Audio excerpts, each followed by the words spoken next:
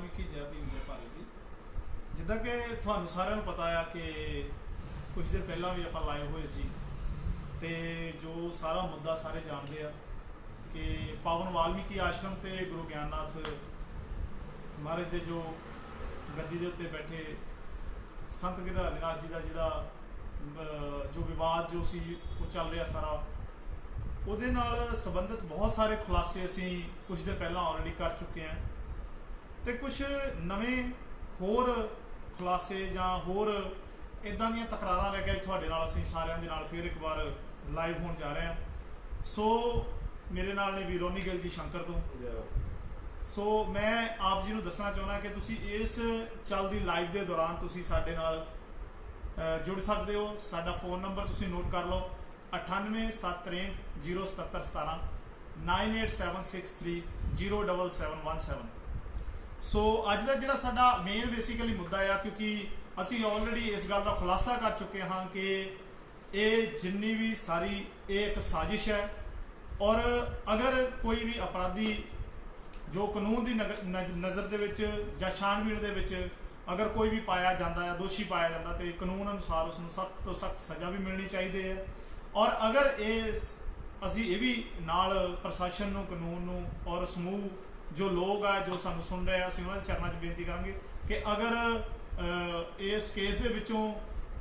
ਅਗਰ ਇਹ ਕੇਸ ਬੇਬੁਨਿਆਦ ਆ ਜਾਂ ਝੂਠਾ ਆ ਜਾਂ ਕਿਸੇ ਵੀ ਤਰ੍ਹਾਂ ਦੀ ਇਹ ਸਾਜ਼ਿਸ਼ ਹੈ ਤਾਂ ਸਾਜ਼ਿਸ਼ ਕਰਨ ਵਾਲਿਆਂ ਨੂੰ ਵੀ ਉਨੀ ਹੀ ਸਜ਼ਾ ਮਿਲਣੀ ਚਾਹੀਦੀ ਹੈ। ਸੋ ਅਸੀਂ ਅੱਜ ਫਿਰ ਇੱਕ ਵਾਰ ਤੁਹਾਨੂੰ ਇਹ ਸਾਫ਼ ਕਰ ਦੇਣਾ ਚਾਹੁੰਦੇ ਹਾਂ ਕਿ ਸਾਡਾ ਮੰਤਵ ਨਾ ਤਾਂ ਅਸੀਂ ਕਿਸੇ ਦੇ ਵਿਰੋਧ ਵਿੱਚ ਹਾਂ ਔਰ ਨਾ ਕਿਸੇ ਦੇ ਹੱਕ ਵਿੱਚ ਹਾਂ। ਸਿਰਫ ਤੇ ਸਿਰਫ ਸਾਡਾ ਮੰਤਵ ਜਿਹੜਾ ਆ ਉਹ ਸੱਚ ਨੂੰ ਸਾਹਮਣੇ ਲੈ ਕੇ ਆਉਣਾ ਆ। ਤੇ ਇਸ ਚੱਲਦੀ ਕਿਉਂਕਿ ਖੁਲਾਸੇ ਅਸੀਂ ਆਲਰੇਡੀ ਕਰ ਚੁੱਕੇ ਹਾਂ, ਅਗਰ ਉਹਨਾਂ ਦੇ ਬਾਬਤ ਸਾਡੇ ਨਾਲ ਕਿਸੇ ਨੇ ਕੋਈ ਗੱਲ ਕਰਨੀ ਹੋਵੇ,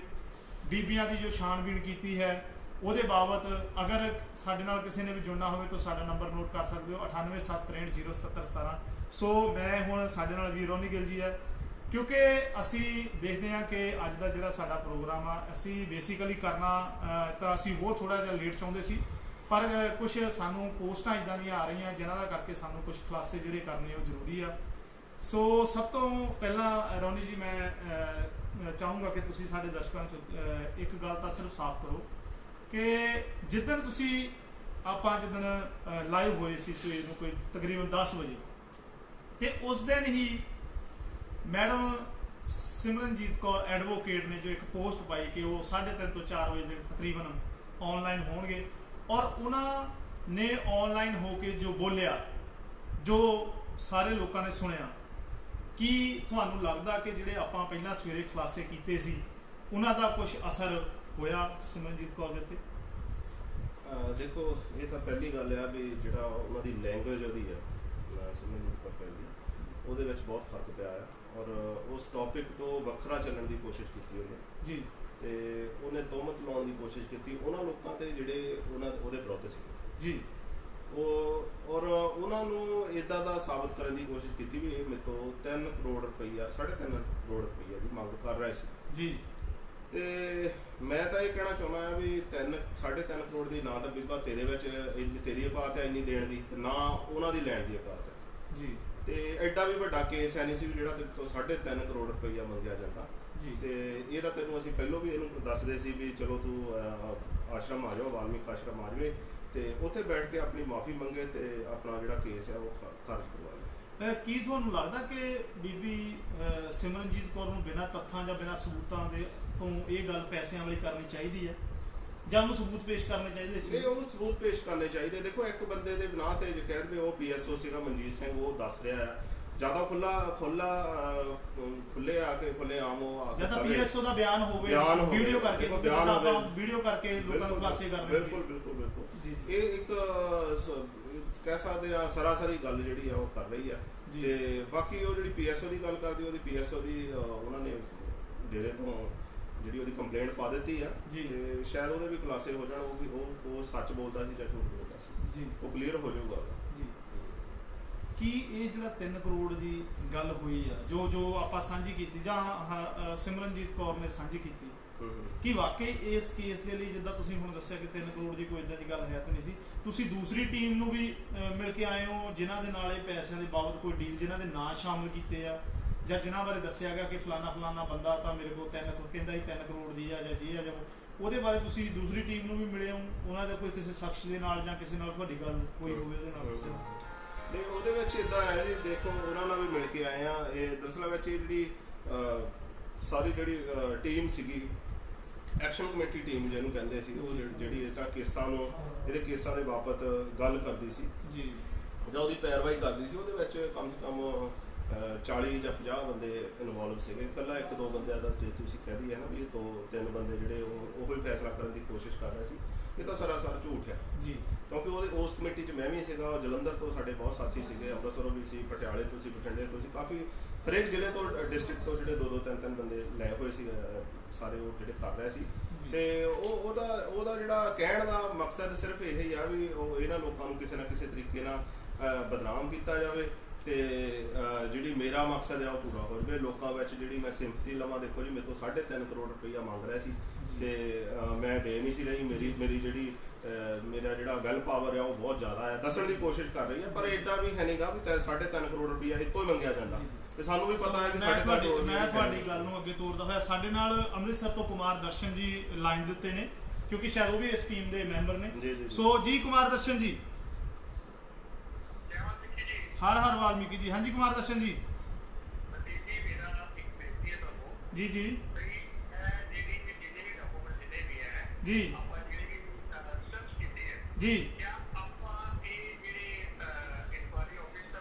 ਜੀ ਜੀ ਜੀ ਬਿਲਕੁਲ ਜੀ, ਬਿਲਕੁਲ ਜੀ, ਬਿਲਕੁਲ ਜੀ ਜੀ ਜੀ ਜੀ ਜੀ ਜੀ ਜੀ ਜੀ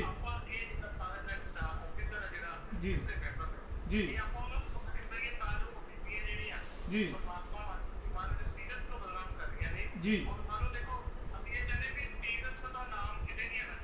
ਜੀ ਬਿਲਕੁਲ ਜੀ ਜੀ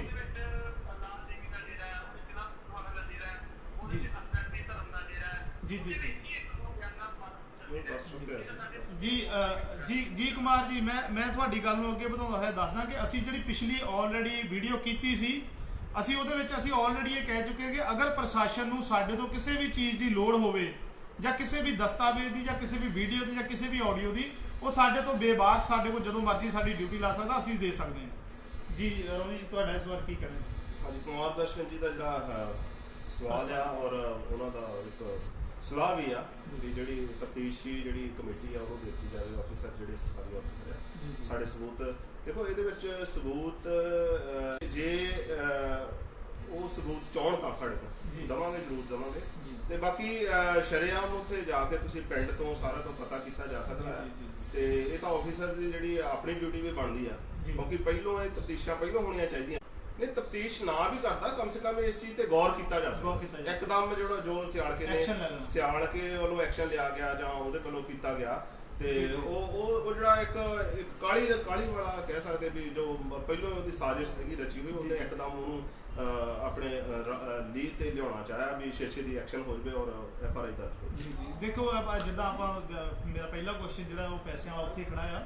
ਕਿ 3 ਕਰੋੜ ਦੀ ਜਿਹਦੀ ਗੱਲ ਹੋਈ ਸੀਗੀ, ਚਲੋ ਕੁਮਾਰ ਦਰਸ਼ਨ ਜੀ ਵਿੱਚ ਲਾਈਨ ਦੇ ਉੱਤੇ ਆ ਗਏ ਸੀ, ਜਿਹੜੀ 3 ਕਰੋੜ ਦੀ ਗੱਲ ਹੋਈ ਸੀ, ਤੁਹਾਨੂੰ ਲੱਗਦਾ ਕਿ ਵਾਕਈ ਸਾਡੇ ਜਿਹੜੇ ਬੰਦਿਆਂ ਨੂੰ ਇਹਨਾਂ ਨੇ ਦਿੱਤਾ, ਤੁਸੀਂ ਉਹਨਾਂ ਨਾਲ ਰਾਬਤਾ ਕਾਇਮ ਕਰਨ ਦੀ ਕੋਸ਼ਿਸ਼ ਕੀਤੀ ਔਰ ਤੁਸੀਂ ਦੱਸਿਆ ਕਿ ਸਾਡੀ ਆਲਰੇਡੀ 3 ਜਾਂ 4 ਬੰਦੇ ਦੀ ਕਮੇਟੀ ਇਹਦੇ ਵਿੱਚ ਪਟਿਆਲੇ ਤੋਂ, ਜਲੰਧਰ ਤੋਂ ਜਾਂ ਉਹਨਾਂ ਦਾ ਨਾਂ ਕਿਉਂ ਨਹੀਂ ਲਿਆ ਗਿਆ ਇਹਦੇ ਵਿੱਚ 3 ਕਰੋੜ ਦੇ ਵਿੱਚ? ਕੀ ਕਿੱਥੇ ਘਾਲਾ ਮਾਲਾ ਲੱਗਦਾ ਤੁਹਾਨੂੰ? ਦੇਖੋ ਘਾਲਾ ਮਾਲਾ ਇਹ ਆ ਵੀ ਜਿਹੜੇ ਜਿੰਨੇ ਸ਼ਖਸ ਹਾਈਲਾਈਟ ਹੋ ਰਹੇ ਸੀ, ਜਿਹੜੇ ਸ਼ਖਸ ਇਹ ਗੱਲ ਕਰ ਰਹੇ ਸੀ ਵੀ ਅਸੀਂ ਇਦਾਂ ਕਰ ਦੇਵਾਂਗੇ, ਕਿਉਂਕਿ ਕਿਸੇ ਕਮੇਟੀ ਦੇ ਵਿੱਚੋਂ ਜਾਂ ਜਿਹੜੇ ਕੋਈ ਵੀ ਆਪਣੇ ਮੈਂਬਰ ਹੋਇਆ ਉਹਦੇ ਵਿੱਚੋਂ ਮੂਹਰੀ ਬੰਦੇ ਖੁਸ਼ ਹੁੰਦੇ ਆ, ਜਿਹੜੇ ਅੱਗੇ ਆ ਕੇ ਗੱਲ ਕਰਦੇ ਆ ਜਾਂ ਟੇਬਲ ਟਾਕ ਕਰਨ ਦੀ ਕੋਸ਼ਿਸ਼ ਕਰਦੇ ਵੀ ਕਿੰਨਾ ਅਸੀਂ ਕਿਹੜੇ ਆਫਿਸਰ ਨਾਲ ਗੱਲ ਕਰੀਏ, ਕਿੰਨਾ ਪਾਰਟੀ ਨਾਲ ਗੱਲ ਕਰੀਏ, ਕਿੱਦਾਂ ਕਰਨੀ ਚਾਹੀਦੀ ਹੈ। ਉਹ ਸੀਗੀ ਸਾਰੀ, ਕਿਉਂਕਿ 3.5 ਕਰੋੜ ਦਾ ਮੈਨੂੰ ਨਹੀਂ ਪਤਾ ਵੀ ਕਿੱਥੋਂ ਸਬੂਤ ਲਿਆਂਦੇ, ਕੀ ਮਨ ਘੜਤ ਗੱਲਾਂ ਕਿੱਥੋਂ ਲਿਆਂਦੀਆਂ। ਉਹ ਸਿਰਫ ਇੱਕ ਬਦਨਾਮੀ ਦੇਣ ਦਾ ਜਿਹੜਾ ਸੀਗਾ ਉਹਦਾ ਰਵੱਈਆ ਆ ਸਿਮਰਨਜੀਤ ਕੌਰ ਗਿੱਲ ਦਾ ਜੀ। ਇੱਕ ਮਨ ਘੜਤ ਜਿਹੜੀਆਂ ਗੱਲ ਆਪਾਂ ਗੱਲਾਂ ਪਰ ਰਮਨਜੀਤ ਕੌਰ ਵੱਲੋਂ ਕੋਈ ਬੰਦੇ ਵਿੱਚ ਪਾ ਕੇ ਕੋਈ ਚੰਡੀਗੜ੍ਹ ਤੋਂ ਬੰਦਾ ਪਾਇਆ ਗਿਆ ਸੀਗਾ ਜਿਨ੍ਹਾਂ ਦਾ ਅਸੀਂ ਸਾਡੇ ਕੋਲ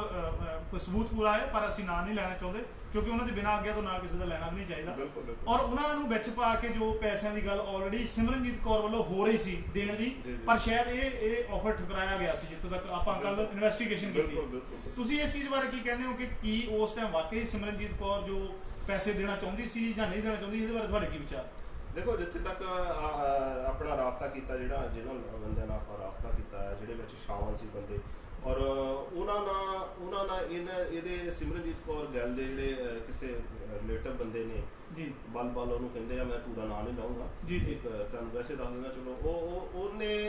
ਸਾਡੀ ਜਿਹੜੀ ਉੱਥੇ ਅੰਮ੍ਰਿਤਸਰ ਦੀ ਟੀਮ ਹੈ ਜਿਹੜੇ ਸਾਥੀਆਂ ਦਾ ਨਾਂ ਲਿਆ ਉਹਨਾਂ ਨਾਲ ਰਾਬਤਾ ਕੀਤਾ ਸੀ ਤੇ ਉਹਨਾਂ ਨੂੰ ਕਿਹਾ ਸੀ ਵੀ ਤੁਸੀਂ ਦੱਸੋ ਕੀ ਲੈਣਾ ਚਾਹੁੰਦੇ ਆ ਜੀ ਇਹ ਗੱਲ ਹੋਈ ਆ ਜੀ ਇਹ ਰਿਐਲਿਟੀ ਆ ਔਰ ਇਸ ਚੀਜ਼ ਦੇ ਗਵਾਹ ਆ ਕਈ ਸ਼ਖਸ ਉੱਥੇ ਜਿਹੜੇ ਹੈਗੇ ਆ ਕਈ ਆਪਣੇ ਸ਼ਾਮਲ ਬੰਦੇ ਸੀਗੇ ਉਹ ਗਵਾਹ ਆ ਕਿਉਂਕਿ ਇਹਨੇ ਹੀ ਆਫਰ ਉਹਨਾਂ ਨੂੰ ਕੀਤੀ ਸੀ ਜਦੋਂ ਆਫਰ ਇਹਦੀ ਇਦਾਂ ਲੱਗਾ ਵੀ ਮੇਰੀ ਆਫਰ ਜਿਹੜੀ ਇਹਨਾਂ ਨੇ ਮੰਨੀ ਨਹੀਂ ਗਈ ਆ ਤੇ ਸ਼ਾਇਦ ਮੈਂ ਨਹੀਂ ਇਹ ਉਹ ਫਸ ਗਈ ਸੀ ਕਿਉਂਕਿ ਉਦੋਂ ਰੈਸਟ ਪੈ ਚੁੱਕੀ ਹੁਣ ਦਾ ਜਿਹੜਾ ਸਮਾਂ ਚੱਲ ਰਿਹਾ ਸੀ ਹੁਣ ਦੇ ਸਮੇਂ ਦੇ ਹਿਸਾਬ ਨਾਲ ਇਹਨੇ ਉੱਤੇ ਉਹ ਜਿਹੜੀ ਚੀਜ਼ ਦਾ ਦਬਾਅ ਬਣਾਉਣ ਲਈ ਕਿਉਂਕਿ ਰੇਪ ਦਾ ਜਿਹੜਾ ਮਾਮਲਾ ਆ ਉਹ ਸਾਹਮਣੇ ਆਇਆ ਤੇ ਉਹਦੇ ਵਿੱਚ ਇਹਨੇ ਆਪਣਾ ਦਬਾਅ ਬਣਾਉਣ ਲਈ ਆਪਣਾ ਜਿਹੜਾ ਗਰਾਊਂਡ ਤਿਆਰ ਕਰਨ ਲਈ ਇਹ ਜਿਹੜੀਆਂ ਗੱਲਾਂ ਕੀਤੀਆਂ ਅਸੀਂ ਇੱਕ ਗੱਲ ਹੋਰ ਦੱਸਦੇ ਹਾਂ ਕਿ ਕਿਉਂਕਿ ਜਿੱਦਾਂ ਅਸੀਂ ਹਰਸਿਮਰਤ ਕੌਰ ਐਡਵੋਕੇਟ ਜੀ ਦੇ ਜਾਂ ਹੋਰਾਂ ਦੀ ਅਸੀਂ ਆਈਡੀ ਦੇਖਦੇ ਹਾਂ ਸਾਡੀ ਵੀ ਆਈਡੀ ਸਾਰੇ ਲੋਕ ਦੇਖਦੇ ਨੇ ਔਰ ਇੱਦਾਂ ਹੀ ਸਾਡੇ ਹੋਰ ਸੱਜਣ ਮਿੱਤਰ ਜਿਨ੍ਹਾਂ ਦੀਆਂ ਜੋ ਬਾਈਟਸ ਦੇ ਰਹੇ ਨੇ ਸਮਾਜ ਦੇ ਲਈ ਸਾਡੇ ਅਜੇ ਖੋਸਲਾ ਜੀ ਜਾਂ ਸਾਡੇ ਦੀਪਕ ਤੇਲੂ ਜੀ ਸਾਰਿਆਂ ਦੀ ਵੀਡੀਓਜ਼ ਨੂੰ ਦੇਖਿਆ ਜਾਂਦਾ ਹੈ ਔਰ ਸਾਡੇ ਇੱਕ ਸਾਥੀ ਦੀ ਵੀਡੀਓ ਨੂੰ ਚੱਕ ਕੇ ਸਿਮਰਨਜੀਤ ਕੌਰ ਨੇ ਆਪਣੀ ਆਈਡੀ ਦੇ ਉੱਤੇ ਪਾ ਕੇ ਜੋ ਲਿਖਿਆ ਹੈ ਤੇ ਉਹ ਲਿਖਿਆ ਹੈ ਕਿ ਕੁਛ ਨਛੱਤਰਨਾਥ ਜੀ ਦੇ ਕਰੈਕਟਰ ਨੂੰ ਲੈ ਕੇ ਜਿਹੜੀ ਗੱਲ ਹੋਈ ਹੈ ਸੋ ਅਸੀਂ ਤੁਹਾਡੇ ਕੋਲ ਇਹ ਜਾਣਨਾ ਚਾਹੁੰਦੇ ਹਾਂ ਕਿ ਕੀ ਨਛੱਤਰਨਾਥ ਦਾ ਕਰੈਕਟਰ ਜਾਂ ਬੀਬੀਆਂ ਦਾ ਕਰੈਕਟਰ ਮਾਇਨੇ ਰਖਾਉਂਦਾ ਜਾਂ ਜਿਹੜਾ ਇਨਸਾਨ ਉਹਨਾਂ ਬਾਰੇ ਬੋਲ ਰਿਹਾ ਉਹਦਾ ਕਰੈਕਟਰ ਵੀ ਮਾਇਨੇ ਰਖਾਉਂਦਾ ਦੇਖੋ ਇੱਥੇ ਤਾਂ ਜਿਹੜਾ ਕਹਿੰਦੇ ਹੁੰਦੇ ਵੀ ਆਪਣੀ ਪੀੜ੍ਹੀ ਥੱਲੇ ਸੋਟਾ ਪਹਿਲਾਂ ਬੰਦੇ ਨੂੰ ਮਾਰ ਲੈਣਾ ਚਾਹੀਦਾ ਬੰਦੇ ਨੂੰ ਜੀ ਤੇ ਹਰੇਕ ਇਨਸਾਨ ਦਾ ਇਹ ਬਣਦਾ ਮੇਰਾ ਵੀ ਫਰਜ਼ ਹੋਊਗਾ ਜੇ ਮੈਂ ਕਿਸੇ ਦੇ ਕਰੈਕਟਰ ਤੇ ਉਂਗਲੀ ਚੱਕੂਗਾ ਤਾਂ ਮੈਂ ਆਪਣੇ ਕਰੈਕਟਰ ਬਾਰੇ ਵੀ ਸੋਚੂਗਾ ਪਹਿਲਾਂ ਕਿਉਂਕਿ ਜਿਹੜੀ ਰੀਅਲ ਕਿਤਾਬ ਹੁੰਦੀ ਆ ਉਹਦੇ ਪੰਨੇ ਤਾਂ ਤੁਸੀਂ ਪਾੜ ਸਕਦੇ ਆ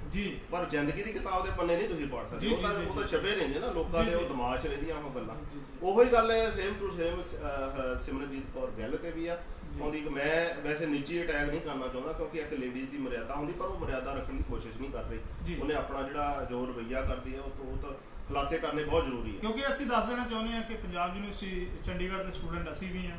ਸੋ ਅਸੀਂ ਨਹੀਂ ਚਾਹੁੰਦੇ ਕਿ ਕਿਸੇ ਦੀ ਨਿੱਜੀ ਲਾਈਫ ਦੇ ਬਾਰੇ ਕੁਝ ਬੋਲਿਆ ਜਾਵੇ ਕਿਉਂਕਿ ਮੈਂ ਅਗਰ ਕਿਸੇ ਦੀ ਨਿੱਜੀ ਲਾਈਫ ਦੇ ਬਾਰੇ ਬੋਲੂੰਗਾ ਤਾਂ ਨੈਚੁਰਲੀ ਪਹਿਲਾਂ ਮੈਨੂੰ ਆਪਣਾ ਜੀਵਨ ਜਿੱਦਾਂ ਰੋਨੀ ਜੀ ਨੇ ਦੱਸਿਆ ਕਿ ਸਾਨੂੰ ਆਪਣੇ ਜੀਵਨ ਬਾਰੇ ਅਸੀਂ ਜੀਵਨ ਦੇ ਵਿੱਚ ਕਿੰਨੇ ਕੁ ਚੰਗੇ ਆ ਕਿੰਨੇ ਕੁ ਨਹੀਂ ਚੰਗੇ ਕਿਉਂਕਿ ਕੱਲ ਨੂੰ ਅਗਰ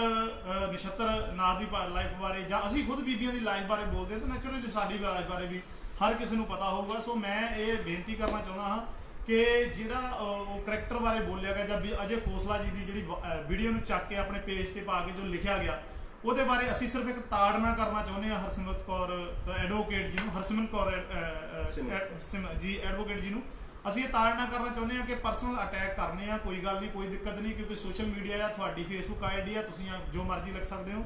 ਪਰ ਇਹ ਜ਼ਰੂਰ ਧਿਆਨ 'ਚ ਰੱਖਿਓ ਕਿਉਂਕਿ 376 ਦਾ ਕੇਸ ਕਿੱਥੇ ਹੋਇਆ ਸੀ ਜਾਂ 15 ਲੱਖ ਦਾ ਜੋ ਤੁਸੀਂ ਆਲਰੇਡੀ ਦੱਸ ਚੁੱਕੇ ਹੋ ਤੁਸੀਂ ਫੇਸਬੁੱਕ ਆਈਡੀ ਤੇ ਪਾਇਆ ਸੀ ਅਸੀਂ ਇਹਦੇ ਬਾਰੇ ਕੋਈ ਖੁਲਾਸਾ ਨਹੀਂ ਕਰਨਾ ਚਾਹੁੰਦੇ ਕਿਉਂਕਿ ਸਿੱਕੇ ਦੇ ਹਮੇਸ਼ਾ ਦੋ ਪਹਿਲੂ ਹੁੰਦੇ ਆ ਇੱਕ ਪਹਿਲੂ ਅਸੀਂ ਦਿਖਾ ਕੇ ਆਪਣੀ ਜਿੱਤ ਦਾ ਸਿਹਰਾ ਨਹੀਂ ਲੋਕਾਂ ਦੇ ਕੋਲੋਂ ਬਣਵਾ ਸਕਦੇ ਹਾਂ ਕਿਉਂਕਿ ਸਿੱਕੇ ਦਾ ਦੂਜਾ ਪਹਿਲੂ ਵੀ ਜਿਹੜਾ ਆ ਉਹ ਵੀ ਲੋਕਾਂ ਨੂੰ ਪਤਾ ਹੁੰਦਾ ਹੈ ਸੋ ਮੈਂ ਤੁਹਾਡੇ ਨਾਲ ਜਿਹੜੀ ਇੱਕ ਗੱਲ ਹੋਰ ਸਾਂਝੀ ਕਰਨੀ ਚਾਹੁੰਦਾ ਹਾਂ ਕਿ ਆਪਾਂ ਉਸ ਦਿਨ ਹਰਸਿਮਰਤ ਕੌਰ ਜਿਹੜੀ ਆ ਐਡਵੋਕੇਟ ਉਹਦੀ ਨਾ ਵੀਡੀਓ ਦੇ ਵਿੱਚ ਉਹਨਾਂ ਨੇ ਇੱਕ ਬਹੁਤ ਹੀ ਐਗਜ਼ਾਮਪਲ ਜਿਹੜੀ ਅੱਛੀ ਐਗਜ਼ਾਮਪਲ ਦਿੱਤੀ ਸਾਨੂੰ ਵੀ ਜਿਹੜੀ ਜੇ ਦੇਖੋ ਕਿਸੇ ਦੀ ਵੀ ਕੋਈ ਚੰਗੀ ਚੀਜ਼ ਆ ਉਸ ਨੂੰ ਐਪਰੀਸ਼ੀਏਟ ਕਰਨਾ ਚਾਹੀਦਾ ਆ ਉਹਨਾਂ ਨੇ ਇਹ ਐਗਜ਼ਾਮਪਲ ਦਿੱਤੀ ਕਿ ਵਾਲਮੀਕੀ ਆਸ਼ਰਮ ਦੇ ਵਿੱਚ ਸੀਤਾ ਮਾਤਾ ਆਣ ਕੇ ਰਹੇ ਔਰ ਬਹੁਤ ਹੀ ਪਾਕ ਤੇ ਪਵਿੱਤਰ ਆਸ਼ਰਮ ਆ ਔਰ ਮੇਰਾ ਅਗਲਾ ਸਵਾਲ ਇਹ ਹੈ ਕਿ ਰੋਨੀ ਜੀ ਤੁਸੀਂ ਆਪਣੇ ਮੂੰਹੋਂ 4 ਜਾਂ 5 ਵਾਰੀ ਕਹਿ ਚੁੱਕੇ ਹੋ ਪਿਛਲੀ ਵੀਡੀਓ 'ਚ ਵੀ ਕਿਹਾ ਸੀ ਕਿ ਤੁਸੀਂ ਬੀਬਾ ਜੀ ਨੂੰ ਬੇਨਤੀ ਕੀਤੀ ਸੀ ਕਿ ਬੀਬਾ ਜੀ ਤੁਸੀਂ ਵੀ ਆਸ਼ਰਮ ਜਾਓ ਤੇ ਮੱਥਾ ਟੇਕੋ ਤੁਹਾਨੂੰ ਕਿਸੇ ਪਰਟੀਕੂਲਰ ਇਨਸਾਨ ਤੋਂ ਮਾਫੀ ਮੰਗਣ ਦੀ ਲੋੜ ਨਹੀਂ ਕਿਉਂਕਿ ਉਹ ਸ੍ਰਿਸ਼ਟੀਕਰਤਾ ਆ ਵਾਲਮੀਕੀ ਦਇਆਵਾਨ ਆ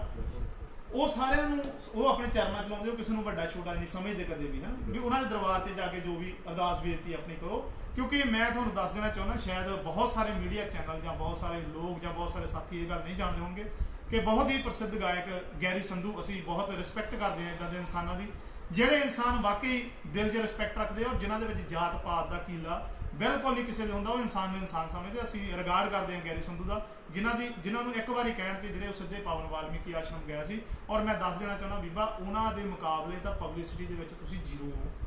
ਤੁਸੀਂ ਬਿਲਕੁਲ ਜ਼ੀਰੋ ਹੋ। ਸ਼ਾਇਦ ਤੁਹਾਨੂੰ ਇਸ ਗੱਲ ਦਾ ਪਤਾ ਨਹੀਂ, ਪਰ ਤੁਹਾਡੀ ਐਗਜ਼ਾਮਪਲ ਨਾਲ ਮੈਂ ਹੁਣ ਗੱਲ ਉੱਥੇ ਲੈ ਕੇ ਨਾ, ਜਿਹੜੀ ਤੁਸੀਂ ਐਗਜ਼ਾਮਪਲ ਦਿੱਤੀ, ਪਰ ਰੋਨੀ ਭਾਜੀ ਜਾਂ ਹੋਰ ਵੀ ਤੁਹਾਨੂੰ ਕਈਆਂ ਸੱਜਣਾ ਨੇ ਕਿਹਾ ਹੋਊਗਾ ਜ਼ਰੂਰ ਇਸ ਗੱਲ ਦਾ, ਤੁਸੀਂ ਕਿਉਂ ਨਹੀਂ ਗਏ ਉੱਥੇ? ਇਸ ਬਾਰੇ ਤੁਸੀਂ ਕੀ ਕਹਿਣਾ ਚਾਹੁੰਦੇ ਹੋ? ਅਗਰ ਇੰਨੇ ਭਾਗ ਪਵਿੱਤਰ ਇਹ ਮੰਨਦੇ ਆ, ਅਸੀਂ ਤਾਂ ਮੰਨਦੇ